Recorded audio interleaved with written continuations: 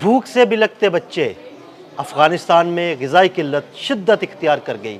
अफ़गानिस्तान में तालिबान की पॉलिसियाँ उनके अपने अवाम के लिए ही दर्द सर बन गई। आमिर रज़ा मेरे साथ मौजूद हैं, उनसे बात करते हैं। आमिर भाई, दहशतगर्द तालिबान दुनिया भर में दहशतगर्दी तो कर रहे हैं, लेकिन उनकी पॉलिसियाँ उनकी अपने अवाम के लिए ही वबाल जान बन गई हैं। ये क्या मामला है? आगे क्या होगा? अफ़गानिस्तान में मौजूद बच्चे, ख़वातीन ग़िज़ाई किल्लत का शिकार हैं। ये मामला किस तरफ जा रहा है? देखिए, मामला तो बड़ी ख़तरनाक सूरत हाल की तरफ जा रहा है। ये हम नहीं कह रहे, क़ौम मुत्तहिदा कह रही है और यूनिसेफ कह रही है और वर्ल्ड फूड प्रोग्राम कह रहा है। यानी 3 अदारे ऐसे हैं जो ये बात कर रहे हैं कि अफ़गानिस्तान के अंदर भूख और अफलास है। और अगर आप इसको देखना चाहते हैं तो अफ़गानिस्तान इस वक्त दुनिया का सबसे बड़ा हॉस्टेज कैंप बन चुका है। यानी वहाँ पर करोड़ों लोगों को चंद तालिबान ने जो है वो हॉस्टेज किया हुआ है। उनको बाकायदा से आप यूँ समझिए अगवा किया हुआ है। जैसे आए थे ये रिफॉर्म्स के नाम पर, आए थे ये इस्लाम के नाम पर, लेकिन उसके बाद ये काबज़ होकर अबूरी हुकूमत वाले बैठ गए। और बैठने के बाद इन्होंने इससे कि आवाम का भला करते, इन्होंने नजायज़ दौलत इकट्ठी करनी शुरू की। असला बेचा, मंशियात बेची, खुदकश बम्बार बेचे, दहशतगर्दी आम की और फिर दुनिया भर से दहशतगर्दों को पनाह ना सिर्फ पनाह फराहम की बल्कि उनके लिए ट्रेनिंग कैंप्स और उनके लिए खाम माल भी देना शुरू किया। देखिए, इसकी पूरी लॉजिक को समझें। जब आपके पास कोई, इनके पास कोई खाम माल नहीं है, कोई ऐसी चीज़ नहीं है जिसको ये दुनिया भर में बेच सकें। इनके पास कोई ऐसा तरीक़ाकार भी नहीं है कि ये बहुत ज़्यादा फसलें हासिल करते हों जिससे इनकी ग़िज़ाई किल्लत जो है पूरी हो जाए। इनके पास कोई तेल के कुएँ नहीं हैं जिससे दौलत इनके पास है, समंदर इनके पास नहीं है, तजारत इनकी नहीं है। तो फिर किस चीज़ की तजारत है वहाँ पर? तजारत है दहशतगर्द। ये बिल्कुल आपने सही कहा। और ये दहशतगर्दी का कारोबार चलता कैसे है, इसको ज़रा समझने की बात है। मैंने आपको बहुत अरसा पहले बताया था कि अफ़गानिस्तान के अंदर बाकायदा बच्चों को बेचने की मंडियाँ हैं। ये मंडियाँ क्यों कायम होंगी?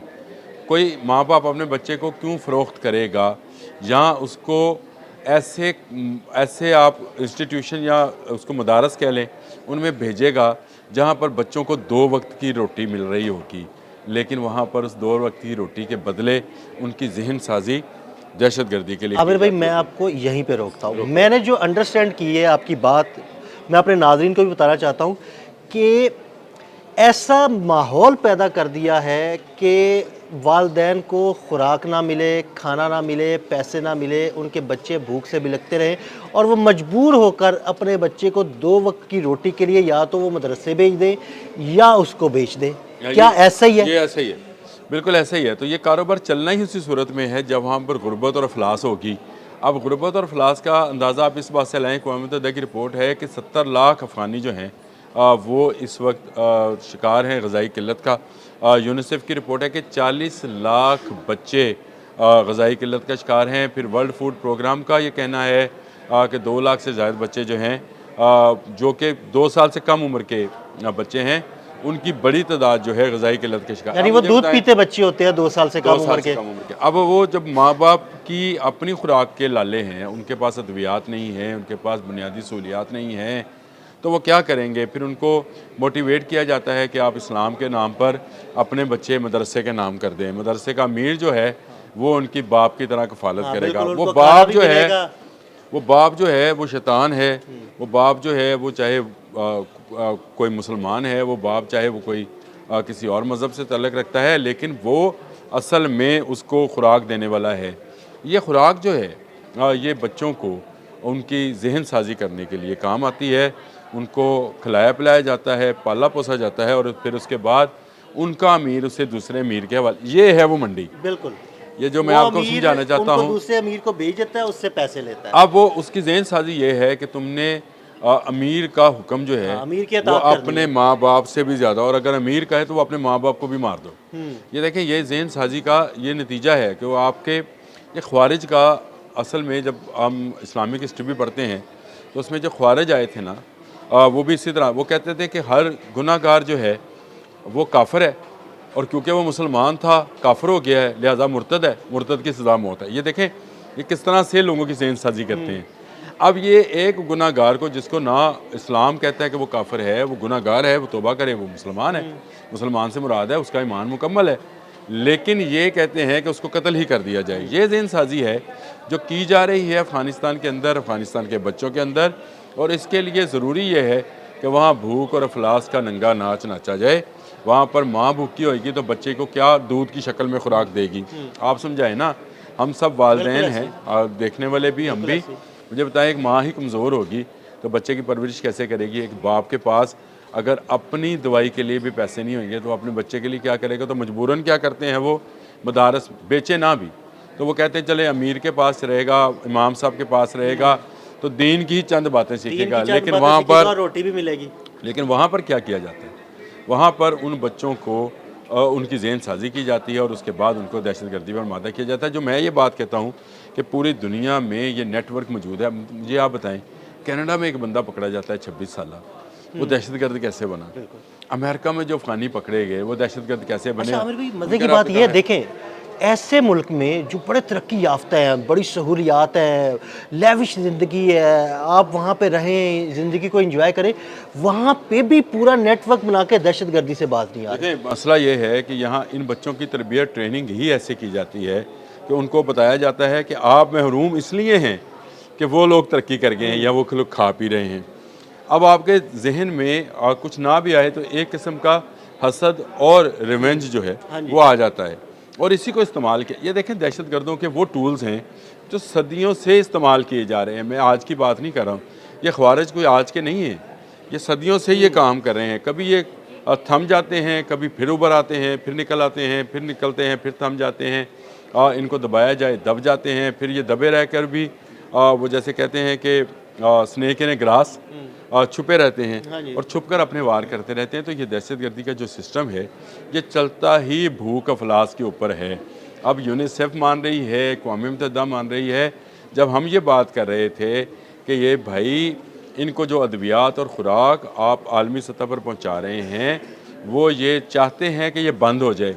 आप देख लें ना, जहाँ जहाँ से इमदाद आती थी, कनाडा से आती थी इमदाद इनको, बंद। ऑस्ट्रेलिया से आती थी, बंद। जर्मनी से आती थी, मैंने आपको कहा जर्मनी सबसे ज़्यादा हमायती था इनका और सबसे ज़्यादा फंड रेजिंग करने वाला मुल्क था, बंद। अमेरिका बंद, रशिया बंद, ईरान बंद, पाकिस्तान बंद, ताजिकिस्तान बंद, उज़्बेकिस्तान बंद। ये सब बंद होंगी रसदगाहें तो इनको मौका मिलेगा लोगों को भूखा रखने का और लोगों को ये इस बात पर कायल करने का कि आप अपनी बच्ची तो ना दें, अपना बच्चा दें, मदरसे में दें, इस्लामी तरबियत भी हासिल करेगा और ख़ुराक भी मिलेगी और उसके बदले आपको भी चंद पैसे जो हैं मिलते रहेंगे।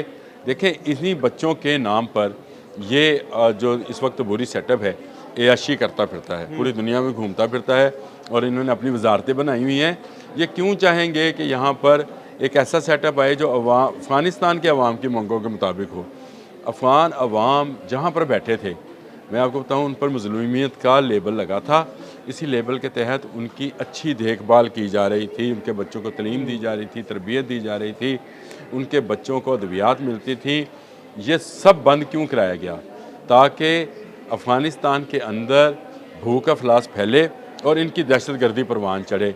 ये बिल्कुल ऐसे ही है। अगर आप वहाँ पर खुशहाली कर दें, आप लोगों को खाने को दें, तो कौन चाहेगा कि उसका बच्चा जो है तो दहशतगर्दी में मारा जाए? कोई नहीं चाहेगा। तो ये जो ख्वारिज हैं या जो फितनल हिंदुस्तान है, उनकी मेन थीम ये है कि ये भूख और अफलास से बच्चों को उठाते हैं और फिर उनको दहशतगर्द बनाते हैं। 16-16, 17-17, 18-18 साल के बच्चे जो हैं वो बम बांध कर दूसरे मुल्कों में जाकर दहशतगर्दी करते हैं। तो उसके पीछे उनका नज़रिया क्या होता है? उनका नज़रिया ये होता है कि जिनको हम मार रहे हैं ये काफिर हैं और हमारे मरने से हमारे माँ बाप को पैसा मिलेगा। आपको पता है वहाँ पर इनको प्रमोट किया जाता है एज ए शहीद और फिर उनके माँ बाप को कुछ पैसे भी दिए जाते हैं ताकि बाकी लोग भी इसमें आएँ कि भाई आपका बच्चा इस्लाम के, आपका बच्चा हरगिज़ किसी मासूम को मारकर इस्लाम की राह पे नहीं गया, जहन्नम वासल हुआ है। बिल्कुल ऐसे ये समझने की बात है और अफ़गानियों को ये समझाने की बात है कि भाई आप जहाँ पर भी हैं अमन और सुकून से रहें तो लोग आपकी इज़्ज़त करेंगे। लेकिन आज ये हालत है कि दुनिया के तमाम ममालिक इन पर पाबंदियाँ आयद करते चले जा रहे हैं। अमेरिका की पाबंदियाँ, पाकिस्तान की पाबंदियाँ, रशिया की, चाइना की, ताजिकिस्तान, ईरान की, ये पाबंदियाँ जो हैं वहाँ मज़ीद गुर्बत और अफलास को फैला रही हैं।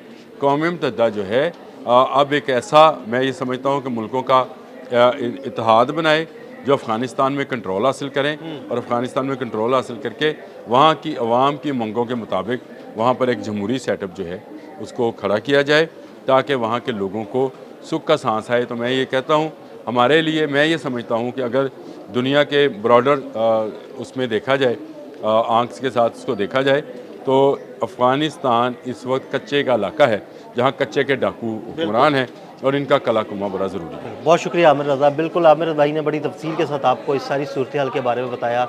अदील अहमद और आमिर रज़ा को इजाज़त दीजिएगा। अल्लाह हाफ़िज़।